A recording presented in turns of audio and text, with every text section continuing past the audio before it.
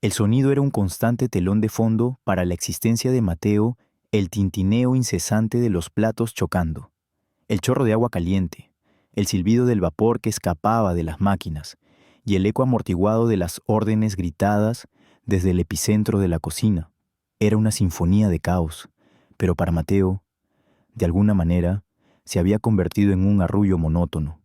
Sus manos, curtidas y marcadas por innumerables cortes y quemaduras leves, se movían con una eficiencia casi robótica, cargando y descargando cestas metálicas, el vapor caliente empañándole las gafas una y otra vez, obligándolo a limpiarlas con el dorso de su muñeca. En el corazón de la bulliciosa metrópolis, en una calle adoquinada que emanaba el lujo de los barrios altos, se alzaba el Paladar de Oro. Su fachada de cristal pulido y su discreto letrero dorado prometían una experiencia culinaria inigualable. Dentro, el comedor era un santuario de luces suaves y risas contenidas, un universo aparte de la cacofonía industrial de la cocina, donde Mateo pasaba sus días.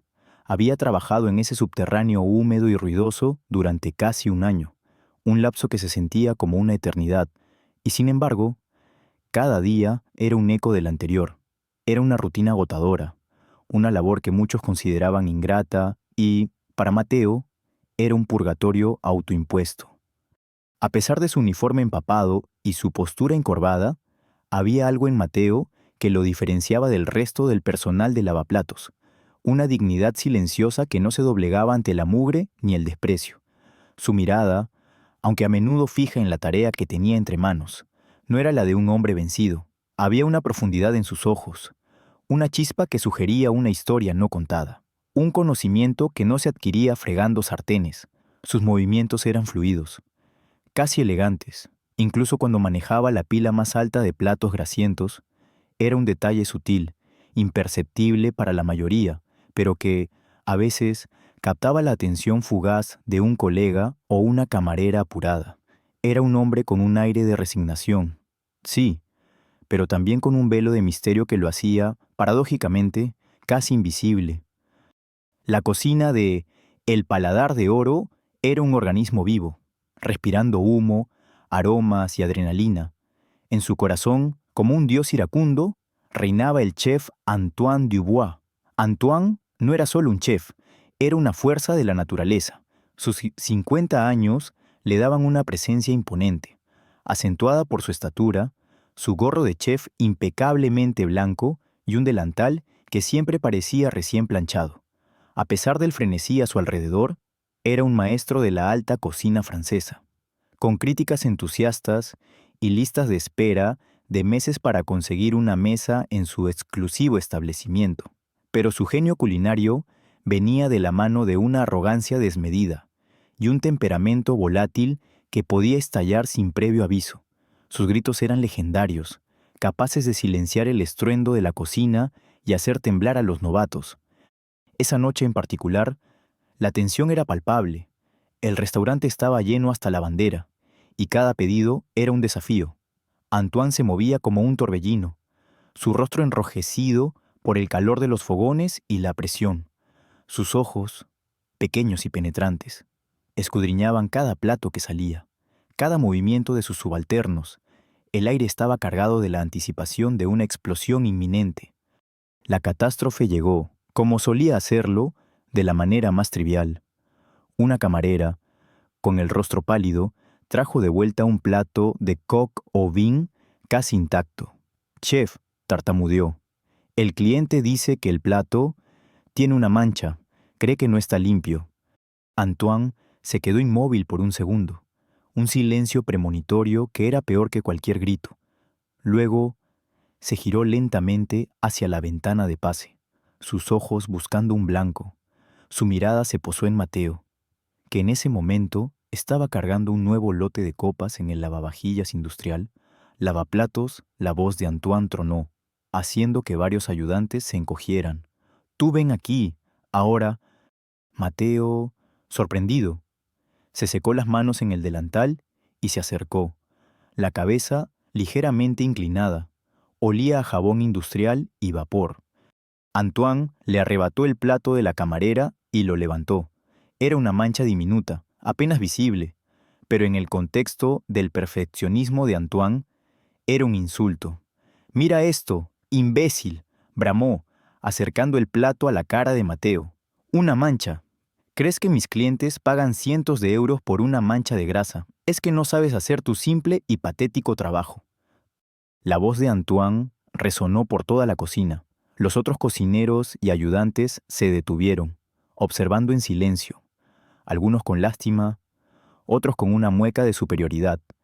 No era la primera vez que un lavaplatos era objeto de la ira del chef, pero la vehemencia de Antoine, potenciada por el estrés de la noche, era particularmente cruel.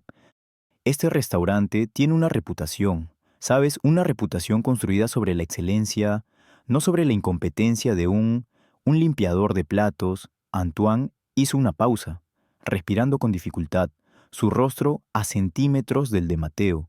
«Eres un estorbo, un cero a la izquierda, si no puedes ni siquiera fregar un plato correctamente. ¿Para qué sirves?» Mateo no se encogió, no respondió. Sus ojos, por un breve instante, se encontraron con los de Antoine. No había desafío en su mirada, ni ira, solo una quietud profunda, casi desapegada. Era la mirada de alguien que había visto mucho, que había soportado mucho más de lo que Antoine podría imaginar. Un aire de resignación, sí, pero también una serenidad indescifrable. Antoine, furioso por la falta de una reacción dramática, finalmente arrojó el plato de nuevo sobre la mesa con un estrépito. «Vuelve a tu agujero y que la próxima vez ese plato brille como el sol». Mateo simplemente asintió una vez, se giró en silencio y regresó a su estación de lavaplatos. Continuó con su tarea, el ruido del agua y los platos ahogando los susurros y las miradas curiosas. Pero la humillación, aunque no se reflejara en su rostro impasible, había calado hondo. Era un recordatorio constante de su situación actual, de la vida que había elegido o que le había sido impuesta. Y, en el fondo de sus ojos, aunque nadie lo notara, había una chispa, no de resentimiento, sino de algo más complejo, una observación incisiva y una determinación latente, esperando el momento adecuado para resurgir. La escena había establecido su humilde posición, la arrogancia del chef, y el primer indicio del misterio que rodeaba el lavaplatos. La noche aún era joven, y en las profundidades de esa cocina, el destino estaba a punto de girar. El vapor de los platos recién fregados era una manta caliente que envolvía a Mateo, pero el frío de las palabras de Antoine aún le calaba los huesos. No era la humillación en sí lo que le dolía. Hacía tiempo que había superado la vanidad de la ofensa personal. Era la ignorancia de Antoine, su arrogancia ciega, lo que le resultaba una puñalada sutil, apenas audible entre el estruendo de la cocina. Algunos de sus compañeros lavaplatos rieron entre dientes, un murmullo de complicidad en la miseria ajena. Otros, como el joven Javier, que siempre parecía llevar una sonrisa a pesar de las horas extenuantes, lo miraron con una mezcla de lástima y confusión. La dignidad silenciosa de Mateo era un enigma para ellos. La mayoría habría respondido con una réplica airada o se habría encogido visiblemente, pero Mateo solo continuó su trabajo, sus movimientos tan metódicos como si las palabras de Antoine nunca hubieran existido. Sin embargo, para Mateo, cada plato que pasaba por sus manos era un ancla que lo mantenía firmemente en el presente, lejos de los fantasmas de su pasado, los recuerdos como fragmentos de porcelana rota. Ocasionalmente perforaban el velo de su resignación, imágenes vívidas, olores, sabores, todos ellos se arremolinaban, recordándole quién había sido antes de convertirse en esta sombra anónima. El mundo lo había conocido como René Dubois. René Dubois, el nombre resonaba en los círculos culinarios con una reverencia casi mítica, un chef con 3 estrellas Michelin, un prodigio cuyo toque transformaba lo ordinario en sublime, un artista que pintaba obras maestras comestibles con salsas y especias. Su restaurante en París, L'Étoile Cachée, la estrella escondida, había sido un templo para los gourmets, un lugar donde cada plato era una experiencia, cada bocado una revelación. Las reservas se hacían con años de antelación, y los críticos competían por ser los primeros en alabar su última creación. René no era solo un cocinero, era un filósofo de la gastronomía, un alquimista que creía que la comida podía tocar el alma, su cabello siempre ligeramente despeinado, sus ojos penetrantes que parecían ver más allá de los ingredientes, y sus manos que se movían con una precisión y una gracia que rivalizaban con las de un director de orquesta. Pero ese René Dubois había desaparecido hace casi una década. Para el mundo, había sido un retiro abrupto, envuelto en rumores, un vacío inexplicable en el firmamento culinario. Para muchos, simplemente había colgado el delantal en la cima de su gloria. Pero la verdad era mucho más compleja, más oscura.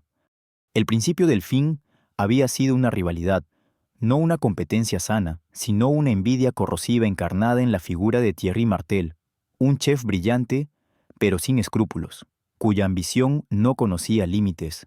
Martel, frustrado por vivir a la sombra del meteórico ascenso de René, había orquestado una campaña de desprestigio insidiosa. Empezó con pequeños rumores, insinuaciones de que René utilizaba ingredientes de dudosa procedencia, que sus recetas eran plagiadas, que su temperamento era inmanejable. Luego, escaló. Una noche, antes de una visita sorpresa de un crítico influyente, se produjo un sabotaje en la cocina de L'Étoile Caché. Componentes clave de varios platos fueron reemplazados, ingredientes adulterados, y un fuego menor fue provocado deliberadamente en una sección de la despensa. El resultado fue un desastre, intoxicaciones leves en algunos comensales, una crítica demoledora y la reputación de René hecha trizas en cuestión de horas. La investigación oficial, manipulada por los contactos de Martel, lo eximió de culpa, pero la mancha ya estaba ahí. El público, siempre ávido de escándalos, se dio la vuelta, y el genio se convirtió en un fraude. Aunado a este desastre profesional, se produjo una tragedia personal devastadora. La misma semana en que el escándalo de su restaurante estallaba en los titulares, la esposa de René, Claire, la luz de su vida y su más ferviente apoyo, sufrió un accidente automovilístico fatal. Había ido a comprar algunos de los ingredientes especiales que René necesitaba para una nueva creación, sintiendo el peso de la presión sobre él. La culpa, fría y punzante, se alojó en el corazón de René. Creía que si no hubiera estado tan obsesionado con su carrera, si no le hubiera pedido a Claire que fueran a la tienda esa noche, ella aún estaría viva. El sabor del éxito se volvió amargo, y la cocina, que antes era su santuario, se convirtió en una tortura. Cada plato que preparaba, cada aroma, cada sabor, le recordaba a Claire, a su apoyo incondicional, a la vida que habían soñado juntos y que ahora se había desvanecido en humo. El peso de la injusticia del escándalo y el dolor insoportable de la pérdida de Claire fueron demasiado para René. Sentía que el mundo culinario, ese al que le había entregado su alma, lo había traicionado. La fama, el reconocimiento, las estrellas, todo se sentía vacío, una burla cruel ante su tragedia. Así, en un acto de absoluta desesperación y agotamiento, decidió desaparecer, no un simple retiro, sino una aniquilación de su identidad pública. Quería borrar a René Dubois de la faz de la tierra. Vendió sus propiedades, donó la mayor parte de su fortuna a organizaciones benéficas anónimas y cortó todo contacto con su antigua vida. Solo conservó una pequeña cantidad de fondos, suficiente para subsistir, y, lo más importante, un fondo fiduciario secreto que había establecido años antes, del cual solo él tenía control a través de una tarjeta bancaria especial de la que el mundo no tenía conocimiento. Su decisión de trabajar como lavaplatos en El Paladar de Oro no era, pues, una necesidad económica. No era la indigencia lo que lo había llevado a ese rincón sombrío de la cocina. Era una forma de penitencia. Una penitencia por la arrogancia que quizás alguna vez había sentido, por el ego que lo había consumido, por la ceguera que no le permitió ver la oscuridad que se gestaba a su alrededor. Se sentía indigno de su talento, de su nombre. Quería limpiar no solo los platos, sino también su propia alma. Pero había otra razón, más compleja, que lo anclaba a ese purgatorio. Era la búsqueda de una chispa perdida, La pasión por la cocina, que había ardido tan brillantemente dentro de él, se había extinguido con Claire, y el escándalo, al trabajar desde los cimientos, en la parte más humilde de la jerarquía culinaria, esperaba redescubrir la esencia de la cocina, la pureza de la creación, lejos de la presión de las expectativas, de la fama, de las estrellas. Creía que solo sumergiéndose en lo más básico, en la limpieza de los instrumentos que hacían posible la magia culinaria, podría encontrar el camino de regreso a la verdadera inspiración. Era una forma de observar el mundo culinario desde sus cimientos, de entender a la gente que lo hacía funcionar, de ver si la pasión aún vivía en algún rincón sin pretensiones. También era una forma de esconderse, de un mundo que lo había glorificado y luego lo había crucificado, de los periodistas, de los viejos colegas, de los chismosos que aún hoy, de vez en cuando, especulaban sobre el paradero del misterioso René Dubois, la suciedad de la cocina, el anonimato de un lavaplatos, la monotonía del trabajo. Todo ello era un disfraz perfecto, una armadura invisible que lo protegía de los ojos del mundo y de las expectativas de un legado que ya no sentía que le pertenecía. Mientras el agua caliente le escaldaba las manos y el detergente llenaba el aire con su olor acre, Mateo, o René, como lo fuera en el silencio de su mente, dejó que los recuerdos fluyeran y se disolvieran como la grasa en el agua. La humillación de Antoine era trivial comparada con el peso de su historia, y aunque Antoine lo veía como un cero a la izquierda, un inútil, el brillo en los ojos de Mateo no era de resentimiento, era de una observación paciente, casi científica. Estaba aprendiendo, estaba absorbiendo, estaba esperando. El mundo seguía girando, y el paladar de oro seguía sirviendo sus platos, ajeno al genio que se ocultaba entre los lavaplatos. Pero esa humillación, ese recordatorio de su caída, también había encendido algo, una pequeña chispa, quizás la que había estado buscando, una necesidad de actuar, no por venganza, sino por una razón más profunda que aún no se atrevía a nombrar. La noche continuó.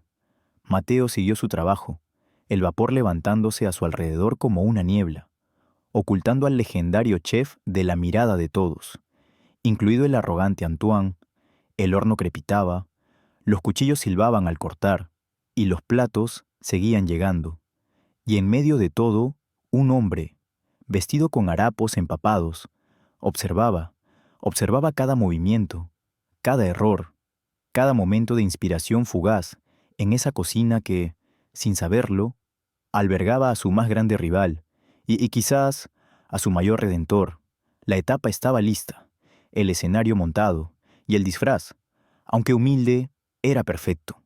La cocina de El Paladar de Oro era un microcosmos frenético, un universo de acero inoxidable y fuego donde el tiempo se medía en el chisporroteo de la mantequilla y el silbido de las sartenes.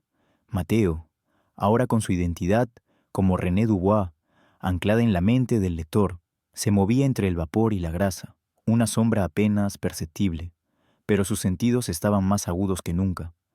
Ya no solo lavaba platos, ahora observaba metódicamente, como un científico en su laboratorio, cada movimiento, cada sonido, cada aroma que emanaba de la línea de cocción.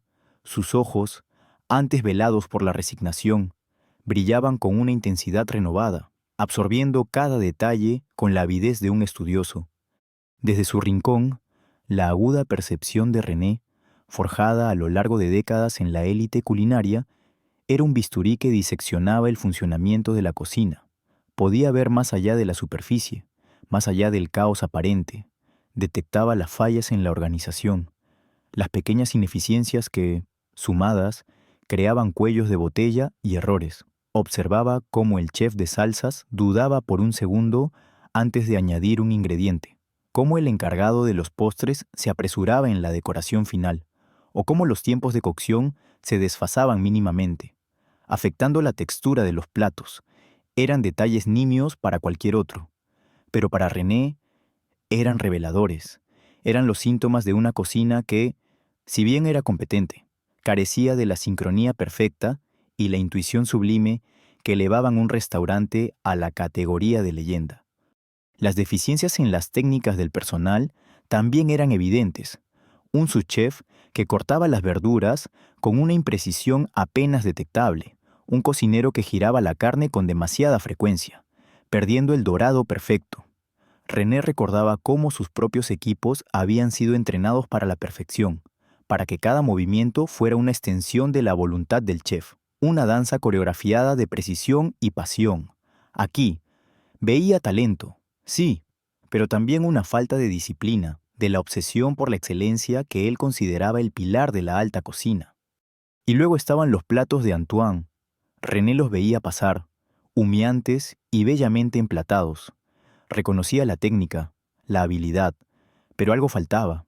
Había una ausencia de alma, de la chispa innovadora que convertía una comida en una experiencia inolvidable. Eran platos bien ejecutados, pero predecibles, carentes de la audacia, la complejidad y la armonía inesperada que definían la cocina de René Dubois. El chef Antoine era un maestro, sin duda, pero su arte era más una réplica experta que una creación original. René podía casi saborear las notas perdidas, las combinaciones que podrían haber elevado el plato de bueno a extraordinario. En su mente, René repasaba mentalmente cómo su antiguo yo habría abordado cada uno de estos problemas. Para las deficiencias organizativas, habría implementado un nuevo sistema de comunicación, con pizarras digitales y un cronograma estricto para cada estación. Para las técnicas imperfectas, habría realizado sesiones de capacitación intensivas, puliendo cada movimiento, desde el corte de un puerro hasta el batido de una salsa holandesa. Y en cuanto a los platos de Antoine, habría desafiado al chef a salir de su zona de confort, a experimentar con sabores audaces, a buscar inspiración en lugares inesperados, a infundir cada creación con una narrativa, una emoción. Pero ahora, Mateo era solo un lavaplatos, un espectador silencioso en esta orquesta desafinada. Fue durante estas horas de observación que Mateo comenzó a notar a Sofía, una joven ayudante de cocina, no mayor de 25 años, con el cabello recogido en una coleta desordenada y manchas de harina en su delantal. A diferencia de otros ayudantes que parecían moverse por inercia o por miedo a los gritos de Antoine, Sofía tenía una energía diferente. Sus ojos brillaban con una curiosidad insaciable y una sed de aprendizaje que la hacía destacar. Se quedaba más tiempo de lo necesario, observando a los chefs de estación, haciendo preguntas tímidas y, a veces, ensayando un corte de verdura en un trozo de descarte cuando nadie la veía. René notó la forma en que sus dedos se movían con una delicadeza innata al pelar un tomate, la paciencia con la que trituraba las especias en un mortero. Era un talento innato, subestimado por un sistema que la relegaba a tareas menores. En el corazón de Sofía, René vio un reflejo de su propio yo más joven, la pasión pura, la curiosidad insaciable, el deseo de transformar ingredientes en algo mágico. Ella era una esponja, absorbiendo todo lo que podía, a pesar de las limitaciones de su puesto. A veces, cuando Antoine no estaba mirando, la veía experimentar con pequeñas cantidades de ingredientes sobrantes, intentando crear combinaciones, un pequeño brillo de audacia en sus ojos. Esa visión de Sofía le trajo un calor inesperado al corazón de René, un recordatorio de la belleza y la inocencia del arte culinario antes de que la fama y la tragedia lo empañaran todo. También estaba Javier, un compañero lavaplatos que contrastaba con el ambiente de competencia silenciosa en la trastienda. Javier era un hombre de unos 30 años, con una sonrisa fácil y una carcajada contagiosa que a menudo rompía el silencio de la monotonía. A diferencia de otros que miraban a Mateo con extrañeza o lo evitaban, Javier mostró una genuina amabilidad desde el primer día.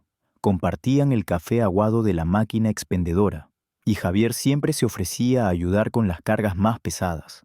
Hablaba de su familia, de sus sueños de abrir un pequeño puesto de tacos, de las injusticias de la vida, pero siempre con una luz de optimismo en sus ojos. Para Mateo, Javier era un ancla a la humanidad, un recordatorio de la simplicidad y la bondad que aún existían en el mundo, muy lejos de la sofisticación fría de la alta cocina. Las conversaciones con Javier eran sencillas, pero le permitían a Mateo salir por un instante de su autoimpuesto aislamiento. A través de la observación de Mateo y sus interacciones esporádicas con Sofía y Javier, se establecía un contraste vívido entre las diferentes actitudes y pasiones dentro de la cocina. Por un lado, la arrogancia de Antoine, que gobernaba con mano de hierro, preocupado más por la reputación que por la innovación. Era un profesional, sí, pero un profesional que había perdido la alegría de la creación, sumergido en la presión de mantener su estatus.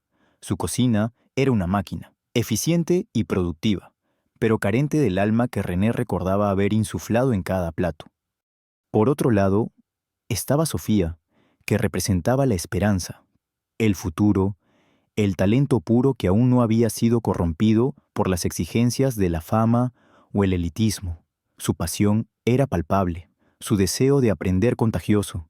Era una promesa en bruto, esperando ser pulida.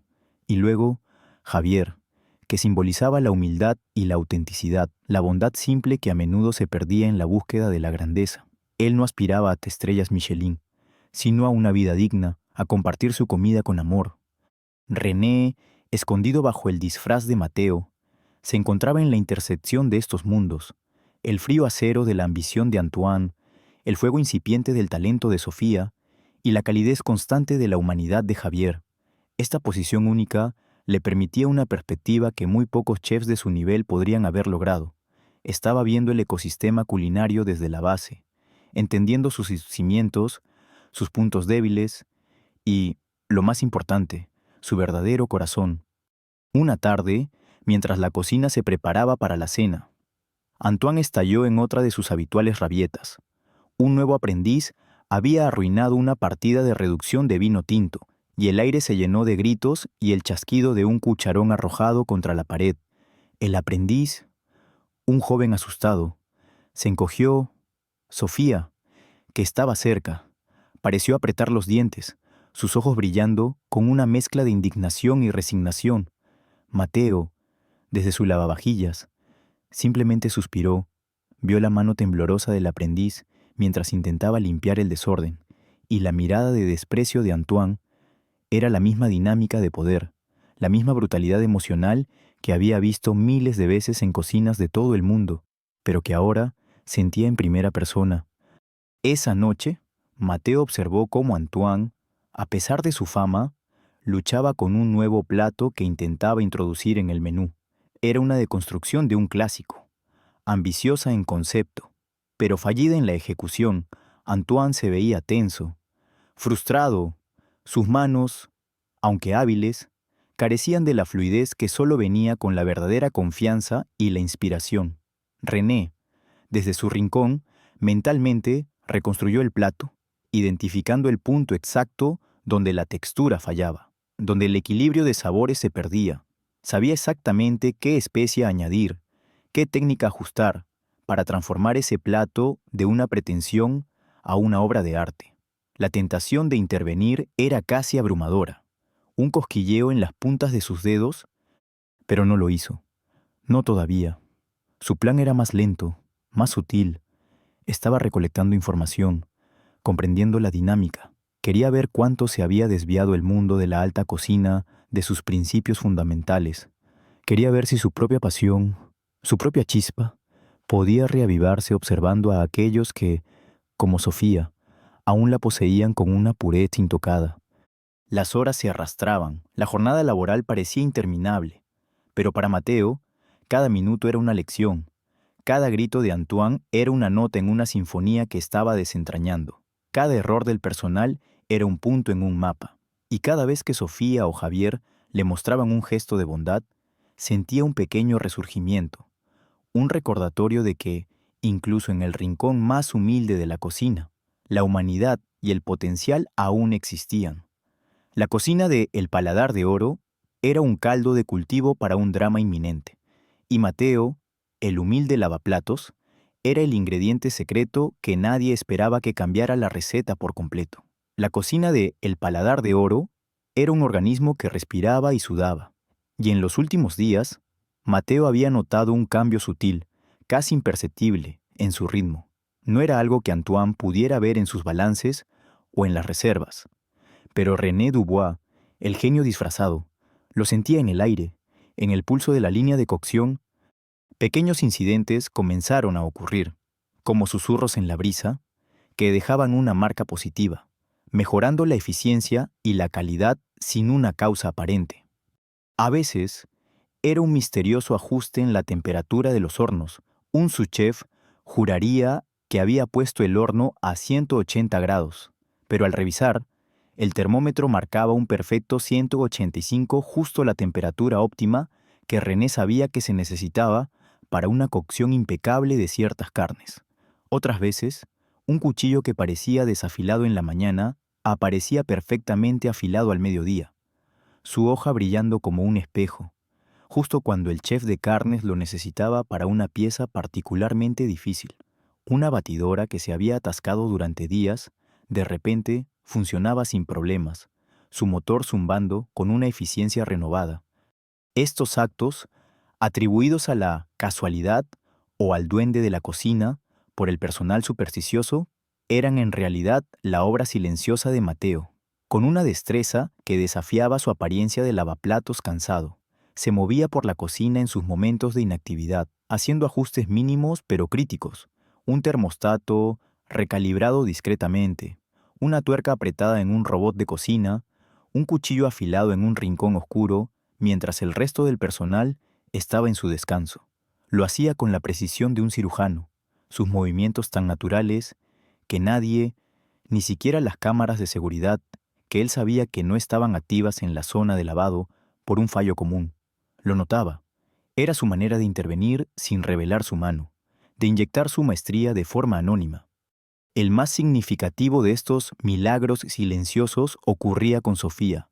René, desde su puesto, la observaba con especial atención, veía su pasión, pero también sus momentos de duda, de ineficacia en las técnicas que Antoine, en su prisa, no se molestaba en enseñar correctamente.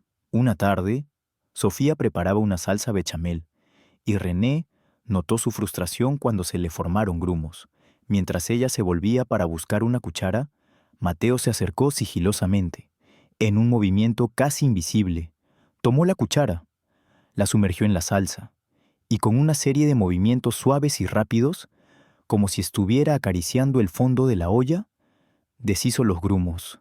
Luego, susurró apenas audible, para que solo ella lo escuchara. Un toque de nuez moscada, muy poco, y un batido enérgico al final. Sofía, libera el alma de la salsa. Se retiró tan rápido como apareció. Sofía, aturdida, miró la salsa.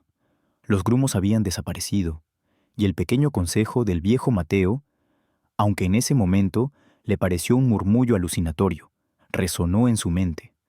Añadió la pizca de nuez moscada, y la salsa, antes solo una bechamel, adquirió una profundidad y un aroma que la sorprendieron.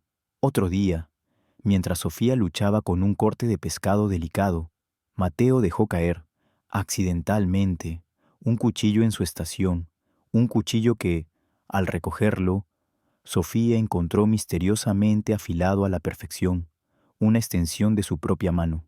Estos pequeños actos de guía, de intervención sutil, eran la forma de René de nutrir el talento incipiente de Sofía, de encender su chispa sin abrumarla con su verdadera identidad. Las mejoras en la cocina, aunque no siempre directas, empezaron a manifestarse. Los platos de El Paladar de Oro eran consistentemente mejores, los tiempos de espera disminuyeron, y el personal, aunque seguía sintiendo la presión de Antoine, trabajaba con una eficiencia que antes les era ajena. Las quejas de los clientes disminuyeron drásticamente, y las reseñas en línea comenzaron a tener un tono aún más eufórico, elogiando la nueva precisión y la consistencia sorprendente del restaurante. Antoine, a pesar del éxito creciente, se sentía inquieto. Su ego, alimentado por los elogios, no podía reconciliarse con la inexplicabilidad de estas mejoras. Él era el genio, el director de la orquesta. ¿Cómo era posible que las cosas funcionaran tan bien sin que él hubiera implementado un cambio significativo? Sentía que algo se le escapaba. Su paranoia, que siempre había sido una vena latente en su personalidad, comenzó a intensificarse. Empezó a sospechar de sabotaje. no en el sentido de arruinar su cocina, sino de socavar su autoridad y su control. ¿Quién está cambiando las temperaturas del horno?, gruñó una mañana a su sous-chef. Georges, anoche. La carne salió perfecta, pero no fue porque yo la vigilara cada minuto. ¿Hay alguien más operando aquí? George, un hombre nervioso y leal, negó con la cabeza. No, chef, todo sigue su protocolo. Quizás es la experiencia del equipo que está mejorando. Antoine lo miró con escepticismo. Tonterías. Mi equipo es bueno, pero no tan bueno para que de repente se vuelvan magos con los termostatos. Su mirada se paseó por la cocina, deteniéndose por un momento en la estación de lavaplatos. Mateo, como siempre, estaba inmerso en su tarea, una figura borrosa tras la cortina de vapor. Antoine lo descartó. ¿Un lavaplatos imposible? Sin embargo, la sospecha se enconó en su mente. Empezó a culpar a sus empleados por pequeñas fallas, sospechando que eran ellos quienes, secretamente, estaban arreglando las cosas para hacerlo quedar mal o para demostrar que no era indispensable. Intensificó su trato despectivo hacia Mateo. Si algo salía mal en la línea de cocción, a menudo redirigía su frustración hacia el lavaplatos, con comentarios mordaces sobre la limpieza de los utensilios o la lentitud de su trabajo. Mateo gritó un día, arrojando un rallador que, según él, aún tenía restos de queso. Eres un inútil, ni siquiera puedes hacer el trabajo más básico de esta cocina. ¿Crees que este es un centro de beneficencia donde te pagamos por dormir? Mateo, como siempre, recogió el rallador sin una palabra. Sus ojos fijos en la tarea, no había resentimiento en su mirada, sino una observación calmada y profunda. Era irónico, pensó René para sí mismo. El hombre que lo insultaba, el chef que creía ser el centro de ese universo culinario, no se daba cuenta de que la persona que estaba impulsando su éxito, el motor silencioso detrás de sus recientes triunfos, era a quien más despreciaba. La ceguera de Antoine era una manifestación perfecta de su arrogancia. No podía concebir que la ayuda viniera de un lugar tan inferior. La tensión en la cocina, en lugar de disminuir con el éxito, se volvió más extraña.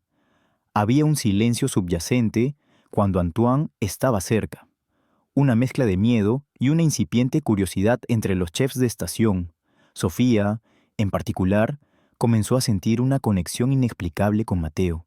Las veces que él le susurraba una pequeña corrección o la ayudaba con una tarea difícil. Sentía una calidez, una guía que no obtenía de Antoine. Empezó a buscar la mirada de Mateo, a interpretar sus pequeños gestos. Veía en él una sabiduría que trascendía su uniforme empapado, un aura de conocimiento que la atraía. Una tarde, mientras Antoine despotricaba sobre la escasez de un tipo particular de hierba fresca que él consideraba esencial, Mateo pasó junto a la despensa y, en un movimiento fluido, ajustó un poco la ventilación del pequeño invernadero hidropónico que el restaurante tenía para algunas hierbas. Antoine, minutos después, encontraría la hierba fresca, más vigorosa de lo que recordaba haberla dejado. Era el tipo de milagro que comenzaba a plagar su cocina, haciendo que su ya frágil control mental se resquebrajara. La paranoia de Antoine se manifestaba de diversas formas. Empezó a quedarse más tiempo después del cierre, husmeando, revisando los libros de inventario, vigilando a su personal con una desconfianza creciente. Su temperamento se volvió aún más errático, y su presencia, antes autoritaria, ahora era una mezcla de furia y desconcierto. Se sentía como un capitán cuyo barco navegaba mejor, pero que no entendía por qué, y esa falta de control lo estaba volviendo loco. Mientras tanto, Mateo, el lavaplatos, seguía su danza silenciosa, un espectro en el fondo de la cocina, moviendo hilos invisibles. En cada pequeño acto de magia, no solo ayudaba al restaurante, sino que también recuperaba una parte de sí mismo. Se sentía útil, no por el reconocimiento, sino por el acto de crear, de mejorar, de infundir excelencia de nuevo en el arte culinario. Era un recordatorio de que su talento no había desaparecido, solo estaba escondido, esperando el momento adecuado para florecer. La cocina era su lienzo, y aunque nadie lo viera, él estaba pintando una obra maestra, y el escenario se estaba preparando para el momento en que el artista el verdadero artista, revelara su identidad. Chuang 5. La noche caía sobre el paladar de oro con la promesa de un servicio particularmente exigente. Las reservas estaban completas, no solo con los habituales clientes de élite, sino con la presencia de críticos gastronómicos influyentes, de esos cuyas palabras podían forjar o destrozar reputaciones. Y, lo que era aún más estresante para Antoine, un inversor importante, cuya decisión podría asegurar o condenar el futuro del restaurante. El aire en la cocina era espeso con la tensión, una mezcla de anticipación y nerviosismo que se sentía casi eléctrica. Antoine, con su uniforme inmaculado, se movía como un león enjaulado, sus gritos más agudos, su rostro más pálido de lo normal bajo las luces fluorescentes. Mateo, desde su rincón de lavaplatos, lo observaba todo. Sus manos seguían su danza metódica, pero sus ojos estaban fijos en la línea, absorbiendo cada detalle del frenesí creciente. Sentía el aumento de la presión, el ritmo cardíaco acelerado de la cocina. Era un ambiente familiar, aunque ahora lo experimentaba desde el extremo más humilde de la jerarquía. La adrenalina era palpable, y sabía que cualquier pequeño error podía desatar el infierno. La crisis llegó, como suelen hacerlo, en el momento más inoportuno y de la manera más inesperada. El chef de salsas, un hombre veterano con nervios de acero, dejó caer accidentalmente un enorme recipiente de un demi-glace, meticulosamente reducido durante horas. El oro líquido culinario que era la base de varios platos principales. El estruendo fue ensordecedor. El líquido oscuro y viscoso se esparció por el suelo, y un silencio sepulcral, más aterrador que cualquier grito, se apoderó de la cocina. Todos se quedaron paralizados, mirando el desastre. Antoine se giró lentamente, sus ojos inyectados en sangre. Que su voz era un susurro gutural, pero la furia contenida era más potente que cualquier explosión. El chef de salsa se encogió, pálido. Espera, chef, lo siento, se me resbaló. ¿Lo sentís? Antoine estalló finalmente, su rostro contorsionado. ¿Lo sentís? Tenemos a los críticos, al inversor. Y tú tiras el demi-glace. Estamos acabados, acabados. Empezó a hiperventilar, sus manos temblaban. El caos se apoderó de la cocina. El orden estricto se disolvió. Los cocineros comenzaron a correr de un lado a otro, sin saber qué hacer. Algunos intentaron limpiar el desorden. Otros buscaron desesperadamente soluciones alternativas. El tiempo se agotaba y el comedor esperaba. Antoine, al borde del colapso, se agarró la cabeza, su mente en blanco, incapaz de pensar con claridad. El peso de la responsabilidad, magnificado por su propia arrogancia, lo estaba aplastando. Fue en ese instante de desesperación que Mateo intervino, no con un grito, ni con un acto grandioso, sino con una calma que contrastaba violentamente con el pánico general. Sus ojos, antes velados, ahora brillaban con una lucidez penetrante. Vio el demi-glace perdido, pero también vio la jarra de huesos tostados y vegetales que el chef de salsas había preparado para una tanda futura, y el stock de carne sin usar, aún caliente, que estaba a punto de ser desechado. En un movimiento rápido, Mateo se acercó a Sofía, que estaba paralizada, observando el caos con ojos muy abiertos. «Sofía», dijo su voz, sorprendentemente clara y firme en medio del pandemonio. «Escúchame bien, ve al cuarto frío. Hay una jarra con los huesos y vegetales tostados de esta mañana, la que estaba destinada a la segunda tanda. Tráela, y dile a Georges que necesito la olla de cobre grande, la que usamos para los caldos». Sofía, aturdida por la calma y la autoridad inesperada en la voz de Mateo, asintió mecánicamente. «Pero, ¿qué va a hacer, Mateo? No hay tiempo para preguntas», respondió Mateo, su mirada un ancla en la tormenta. «Solo confía, Georges». La olla, su voz, aunque no era un grito, tenía una resonancia que se extendía por la cocina. Georges, el sous-chef, que también estaba en pánico, lo miró con incredulidad, pero la determinación en los ojos de Mateo era innegable. Había algo en ese lavaplatos que lo hacía obedecer. Mientras Sofía corría, Mateo se dirigió al área de las existencias, tomó varios paquetes de carne de res, hierbas frescas que Antoine había considerado secundarias, y una botella de un vino tinto robusto de una estantería alta que nadie más parecía ver. Su mente, la mente de René Dubois, trabajaba a una velocidad vertiginosa, calculando volúmenes, tiempos de reducción, perfiles de sabor. Estaba construyendo mentalmente un demi-glace improvisado, no tan profundo como el original, pero lo suficientemente complejo para salvar la noche. Cuando Sofía regresó con los huesos y Georges con la olla, Mateo comenzó a dar instrucciones precisas, casi telepáticas. Sofía, pon estos huesos en la olla con el stock caliente. Añade 2 zanahorias grandes, 4 tallos de apio, una cebolla, corta los gruesos, sin miedo. Luego, el vino. Necesito que esto hierva a fuego alto, rápido. Sofía, aunque nerviosa, confió instintivamente en la calma de Mateo. Nunca había visto al lavaplatos con tanta autoridad, con tanta certeza. Sus manos se movían, siguiendo las órdenes de Mateo al pie de la letra, como si su propia voluntad se hubiera sometido a la del enigmático hombre. Él no tocó los ingredientes, no tomó un cuchillo, solo dirigió, su voz una guía constante, su mirada supervisando cada paso.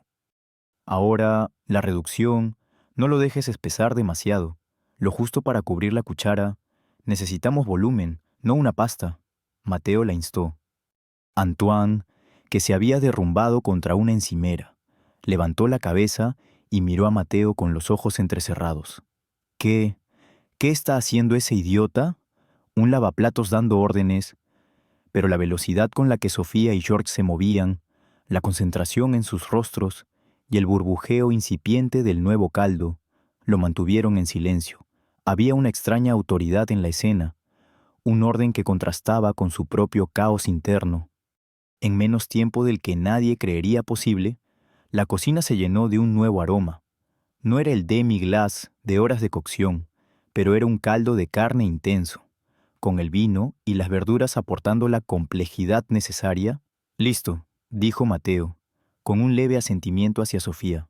«¿Es suficiente? Dale a las salsas». La cocción de los platos principales se reanudó. Los chefs de estación, aunque aún desconcertados, utilizaron el nuevo caldo.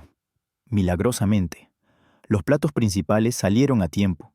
Su sabor, aunque ligeramente diferente, aún era exquisito, la base rica y profunda. La noche, que había estado al borde del desastre absoluto, fue un éxito rotundo. Los críticos elogiaron la resiliencia admirable de la cocina y la profundidad inesperada de ciertos platos. El inversor, impresionado por la capacidad del restaurante para superar un pequeño contratiempo, como Antoine lo había disfrazado más tarde, se mostró entusiasmado con la posibilidad de una expansión. Pero la intervención de Mateo no pasó desapercibida para todos. Antoine, aunque aliviado por haber evitado la catástrofe, se sentía humillado y profundamente confundido.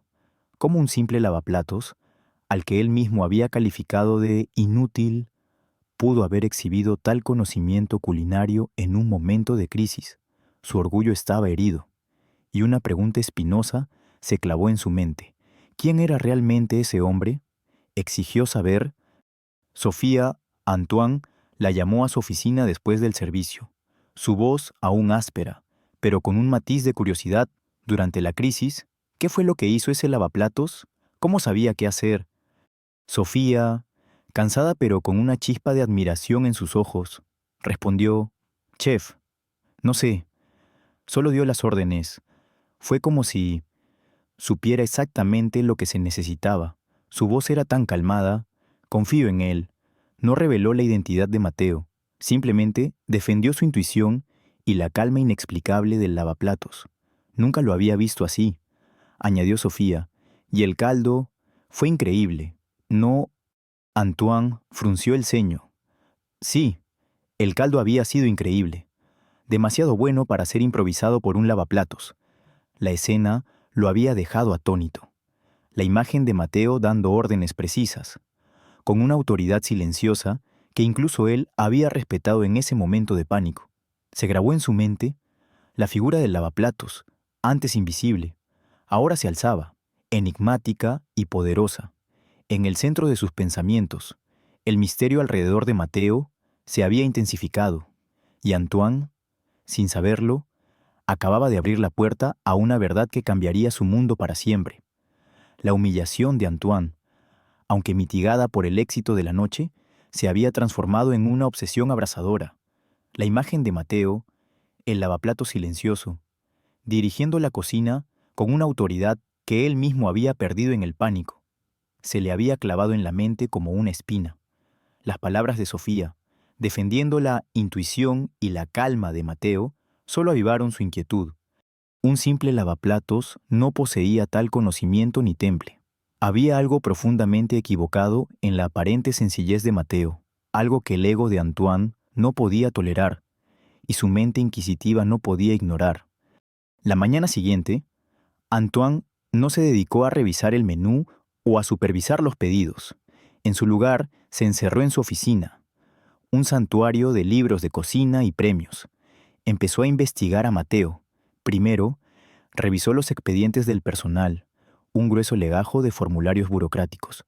La información de Mateo era escasa: un nombre, una dirección local, un refugio para hombres y un número de contacto que no respondía. No había historial laboral previo ni referencias. Era como si Mateo hubiera surgido de la nada. Esto solo alimentó las sospechas de Antoine.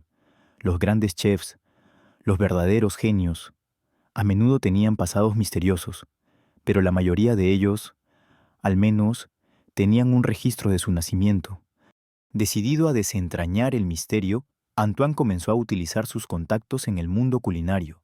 Llamó a viejos amigos, a periodistas gastronómicos, a propietarios de restaurantes de élite, a proveedores de ingredientes raros. Hizo preguntas discretas, describiendo a un hombre con las características de Mateo de mediana edad, manos curtidas, una mirada inusualmente penetrante. La mayoría no tenía idea, pero uno de sus contactos más antiguos, un crítico gastronómico retirado y muy respetado, Émile Dupont, mencionó algo que hizo que la sangre de Antoine se helara. «Me recuerda a una historia antigua. Antoine», dijo Émile con voz ronca por el teléfono. «Hace años, antes de que tú fueras una leyenda, había un chef, un verdadero fenómeno, René Dubois, 3 estrellas Michelin antes de los 40, su restaurante, L'Étoile Cachée en París, era mágico, pero desapareció. Se dijo que murió, o que se retiró, o que se volvió loco. Nadie supo la verdad. Era un recluso, pero tenía unas manos, una forma de moverse por la cocina, que era como poesía, y una cicatriz, en la muñeca derecha, de un accidente con un cuchillo que le valió una estrella antes de su restaurante siquiera abriera, por lo valiente que fue al terminar el servicio a pesar de la herida. Antoine, con el corazón latiéndole furiosamente, disimuló su agitación. «Interesante. Émile, nunca escuché de él». «Oh, Antoine», respondió Émile con una risa cansada. «Tú eres una estrella, pero René era un cometa. Su historia es una leyenda, aunque algo olvidada. Algunos decían que era el mejor chef de su generación, pero, como te dije, desapareció, después de un escándalo de sabotaje en su cocina que, extrañamente, nunca se resolvió, y la trágica muerte de su esposa. El hombre se esfumó. Era un alma atormentada, incluso en su éxito. Las piezas del rompecabezas de René Dubois y Mateo comenzaron a encajar con una precisión aterradora. La descripción de Émile, la forma en que Mateo se había movido durante la crisis, su calma, su conocimiento. Antoine abrió su portátil y buscó René Dubois, chef Michelin, decenas de artículos antiguos, polvorientos y olvidados. Aparecieron fotografías granuladas de un hombre más joven, con el cabello castaño desordenado y esos mismos ojos penetrantes, el mentón, la forma de la nariz, la elegancia latente de su postura. Era innegable. Pero lo que selló la revelación fue una imagen de primer plano de sus manos. Sosteniendo un plato perfectamente emplatado, Antoine se fijó en la muñeca derecha. Allí, claramente visible, había una cicatriz, una línea fina y plateada. De repente, recordó haber visto una cicatriz similar en la muñeca de Mateo, una tarde en que las mangas de su uniforme se habían subido un poco. No le había prestado atención en ese momento. Una herida de trabajo más. Ahora, esa cicatriz era una prueba irrefutable. La mente de Antoine dio un vuelco. El lavaplatos al que había insultado, al que había humillado y despreciado, era la leyenda culinaria René Dubois, el hombre al que la crítica había llamado el alquimista de los sabores, el poeta de la cocina. Estaba fregando sus platos. El impacto fue un golpe demoledor para su ego. La arrogancia que había sido su armadura se desmoronaba. La vergüenza y una profunda sensación de ignorancia lo invadieron. ¿Cómo había sido tan ciego? ¿Cómo pudo no haber reconocido la grandeza que se escondía bajo un uniforme empapado? La epifanía no terminó ahí. Al profundizar en los artículos, Antoine descubrió la historia completa del escándalo que había forzado a René a desaparecer. Leyó sobre las acusaciones de sabotaje, los ingredientes adulterados, el pequeño incendio, y luego encontró el nombre del chef rival, Thierry Martel, un nombre que Antoine conocía bien. Martel era un chef de renombre en su propia liga, aunque siempre había sido considerado el eterno segundo detrás de los Dubois. Antoine había cenado en su restaurante un par de veces, encontrando lo bueno, pero carente de la chispa que él mismo se esforzaba por emular. Ahora, la imagen de Martel cobraba un nuevo matiz, oscuro y siniestro. Los artículos sugerían que Martel había salido extrañamente indemne de las secuelas del escándalo, incluso beneficiándose de la caída de René. Antoine revisó viejas reseñas y entrevistas de Martel de esa época. Una de ellas destacaba la fortaleza y serenidad de Martel durante la época oscura de la alta cocina, y cómo había surgido como un faro de estabilidad mientras otros caían en desgracia. La lectura era nauseabunda para Antoine. Se dio cuenta de la hipocresía de Martel, de la crueldad de su ambición. La pieza final del rompecabezas se unió la razón por la que René había abandonado el mundo. No era solo la tragedia personal de su esposa, sino también la traición, la injusticia, el dolor de ser derribado por un rival envidioso. El chef Antoine se levantó de su silla, la mente en un torbellino. Miró su reflejo en el cristal de la ventana de su oficina. Ya no veía al chef famoso y arrogante que se había creído.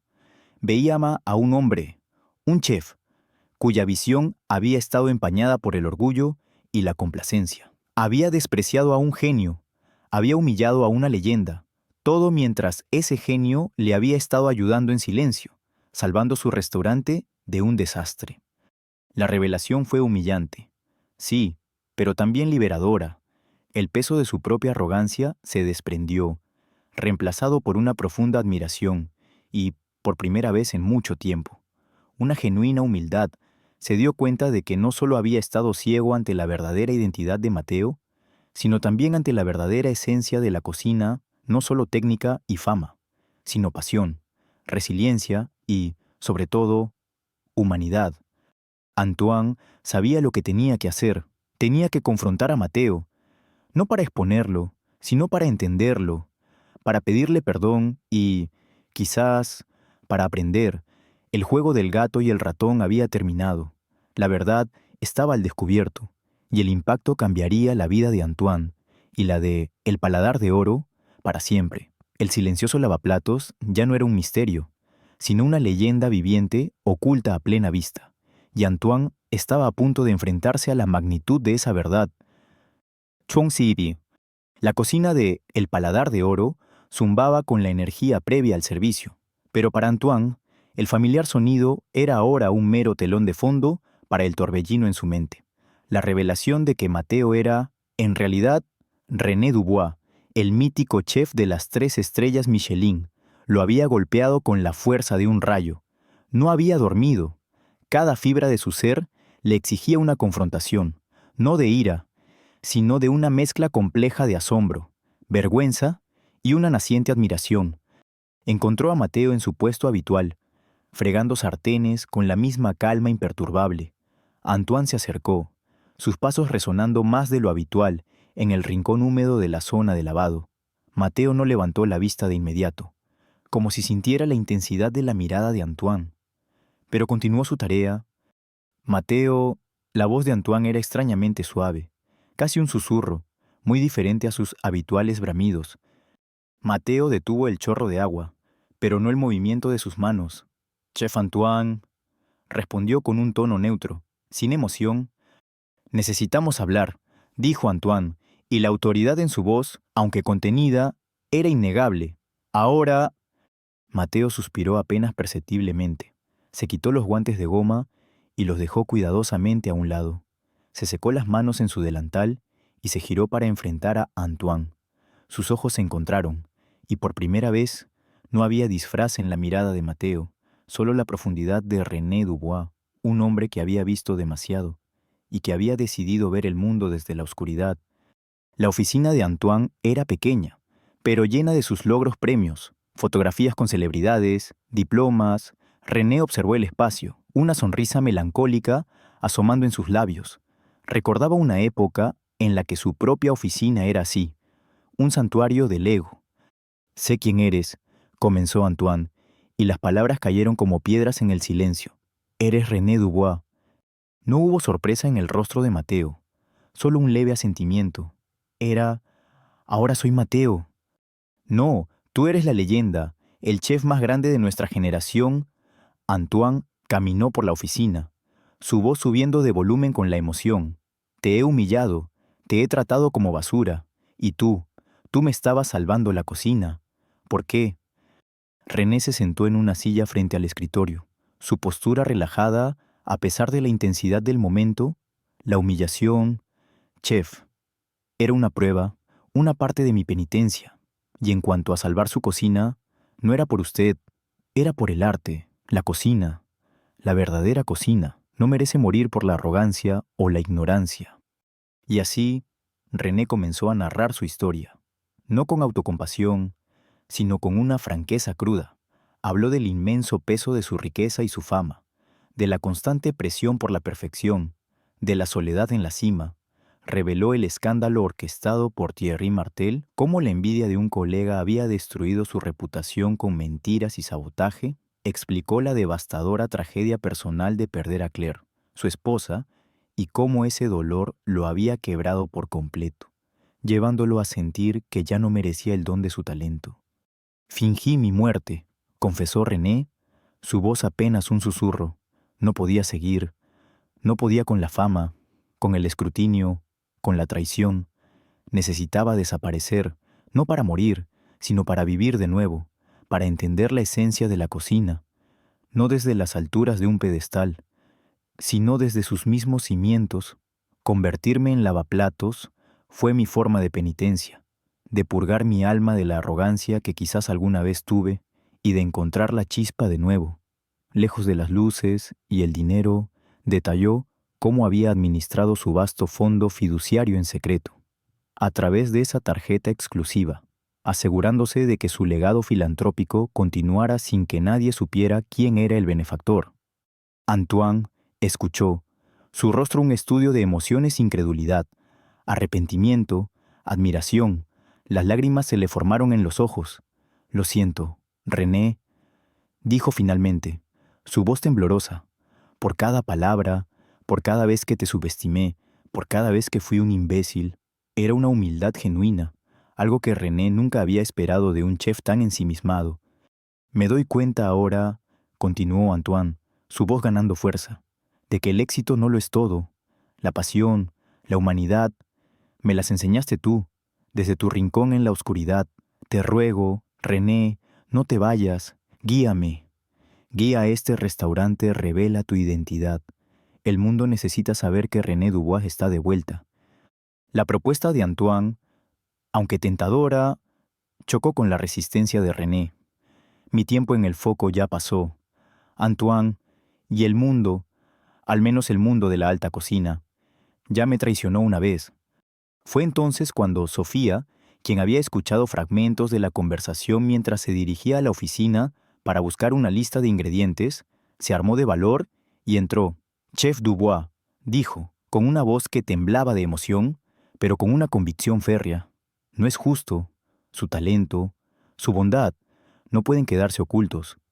Usted me ha enseñado más en unas semanas, con un susurro que el chef Antoine, en años de gritos, miró a Antoine, que asintió con una mezcla de sorpresa y acuerdo.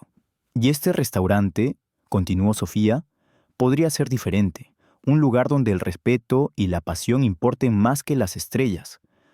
Las palabras de Sofía, el talento en bruto que René había nutrido en silencio, fueron el empujón que necesitaba. En ella, vio la oportunidad de un legado diferente, de un futuro para la cocina que él creía posible. De acuerdo, dijo René, una sonrisa real, la primera en años, iluminando su rostro. Pero bajo mis términos, y la justicia debe ser hecha. La historia del regreso de René Dubois se convirtió en una sensación mundial.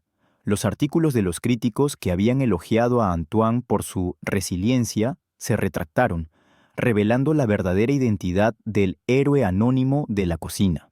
La televisión, las revistas, todo el mundo quería la historia de René.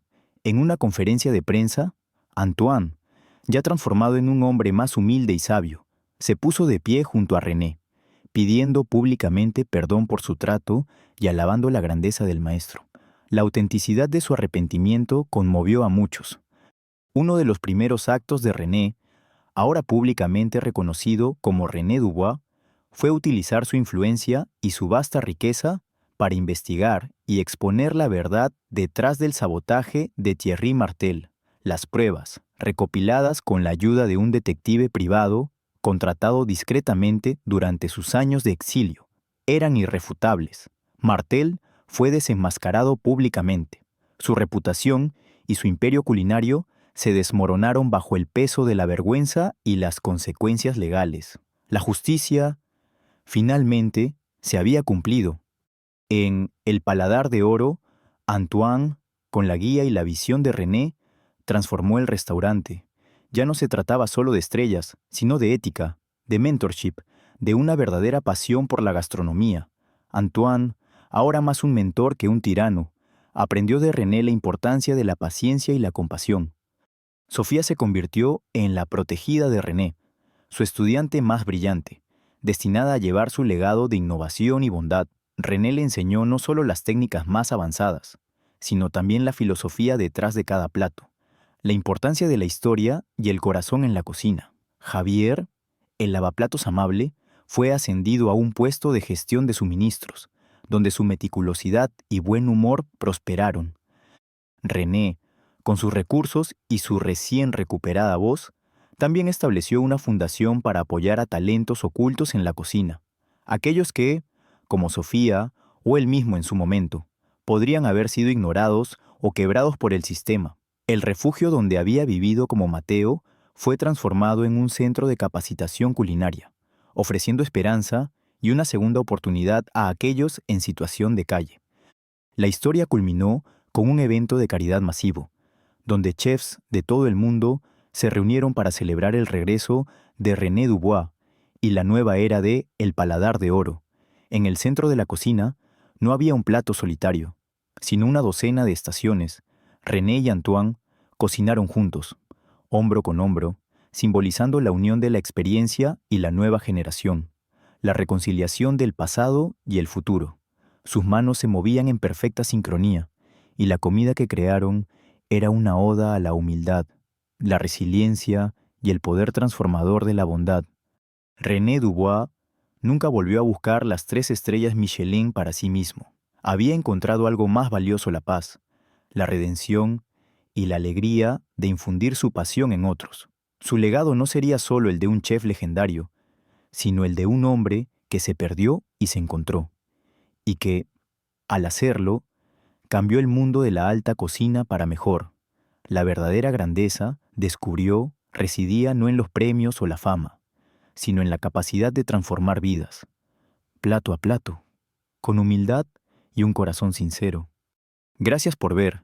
Si disfrutaste esta historia y quieres ver más, no olvides suscribirte, no te pierdas la próxima y, ya que estás aquí, no te pierdas nuestros otros videos. Siempre hay más para explorar. ¿Desde dónde nos ves? Cuéntanos en los comentarios,